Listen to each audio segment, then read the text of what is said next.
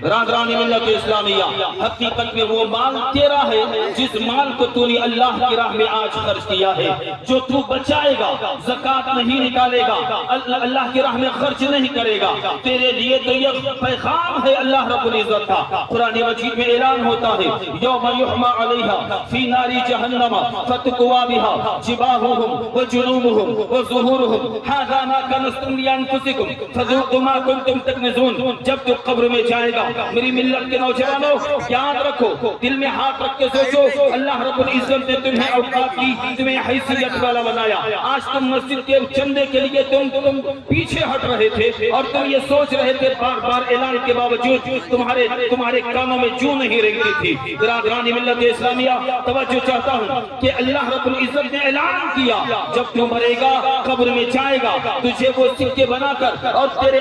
قبر میں تجھے عذاب دیا جائے گا، اور اس کا لب لباب میں تمہارے سامنے ذکر کر کے آگے گزر جانا چاہوں گا۔ جس مال کو تم نے جمع کیا وہی مال قبر میں کہے گا،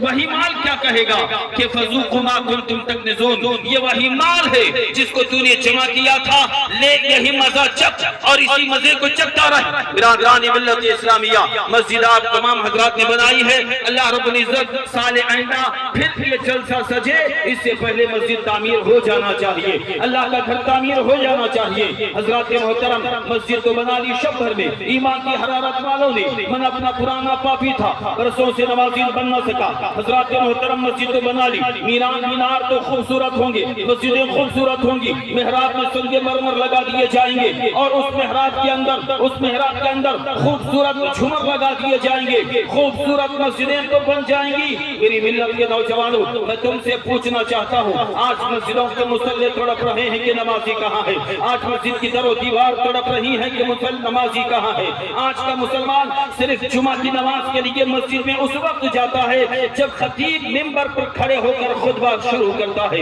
جب منبر پر خطیب کھڑے ہو کر خطبہ شروع کرنے لگتا ہے۔ حضرات محترم، اور جمعہ کی نماز میں خطیب جب خطاب کرتا ہے، دین کی باتیں، قرآن و حدیث کی باتیں بیان کرتا ہے، تو تمہیں ایسا لگتا ہے جیسے ماں کی آغوش میں ہو، ماں لوریاں سنا رہی ہو، اور تم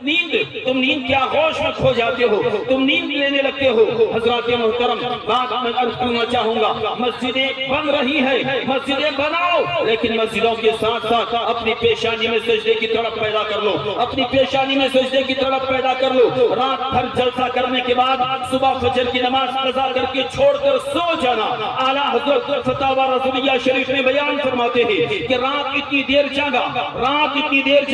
بیٹھ جائیں، رات اتنی دیر جاگا کہ صبح کا وقت قریب آیا۔ اعلیٰ حضرت فتاوی رسولیہ شریف میں بیان فرماتے ہیں رات اتنی دیر جاگا، فجر کی نماز کا وقت قریب آیا، اور اسے یہ گمان ہو کہ فجر کی نماز میں اٹھ نہ سکوں گا،